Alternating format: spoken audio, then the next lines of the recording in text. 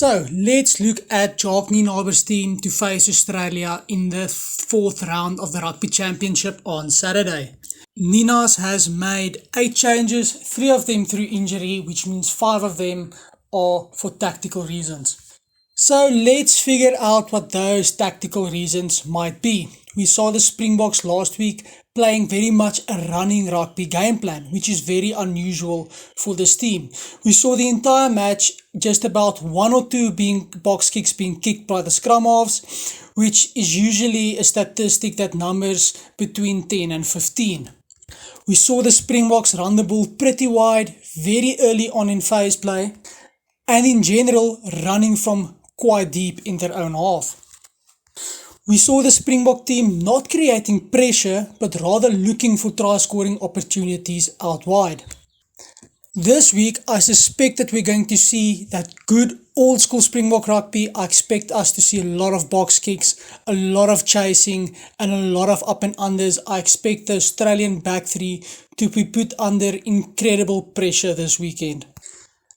And the first reason I'm saying that is the inclusion of Jaden Hendrikse, while Faf is dropped out of the 23 completely and Kobus Reinach comes in on the bench.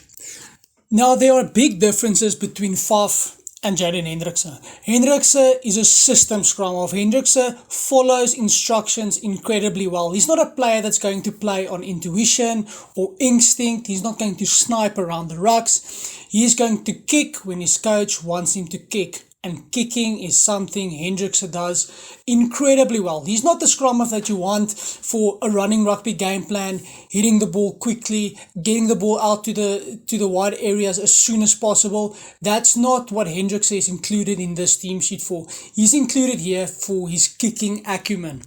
And Kobus Reinach is included ahead of Faf because I think Kobus Reinach is a bit more of a hybrid scrum half. He's really quick.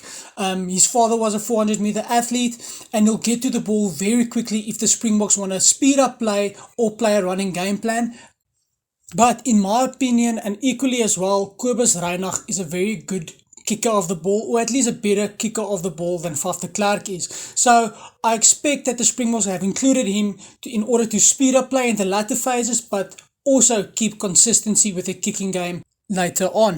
And I think the inclusion of Caden Moody also suggests this, because he comes in for Warwick Gelant, who drops down to the bench. Now, on face value, Moody and Gelant might seem pretty similar. Both of them can play right wing, and both of them can play fullback as well.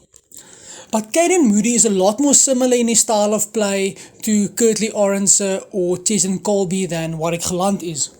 Warwick Gelant is more of a finisher of backline moves. Warwick Gelant often is good in the last 10 meters before the try line. He's much more similar for me to Mapimpi than any of the other right wingers that we've had.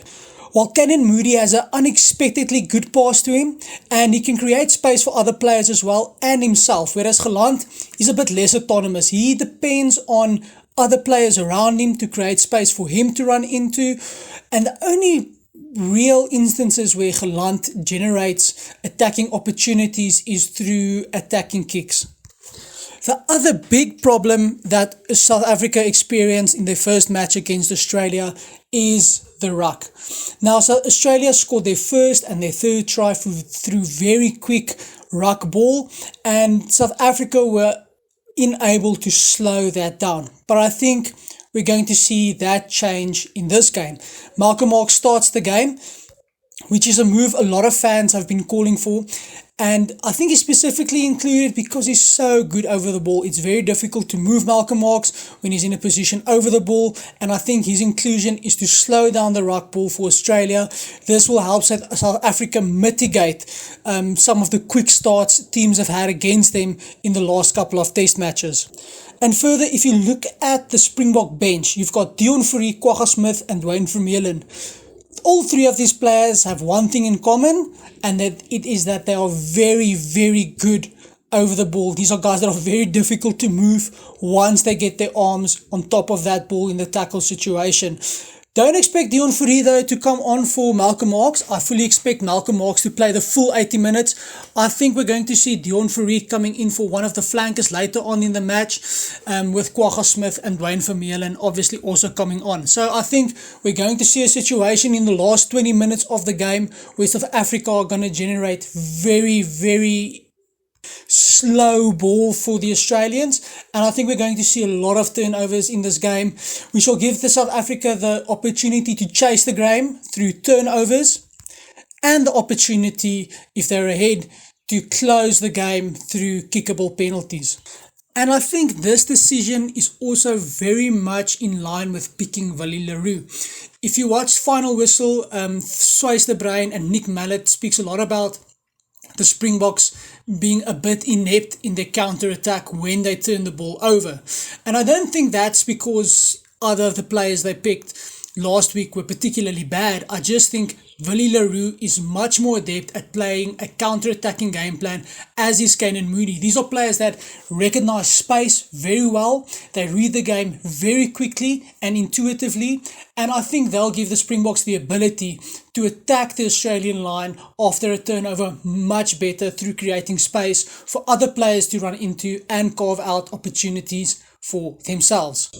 So that's my view of it. I don't think the other changes are as crucial to how the Springboks are going to play this game. But I think that the players that I've highlighted are the biggest tells about how the Springboks want to approach the game and improve from last week. Do you agree with me? Am I completely and totally wrong? Please let me know in the comment section down below, and thank you very much for watching the video.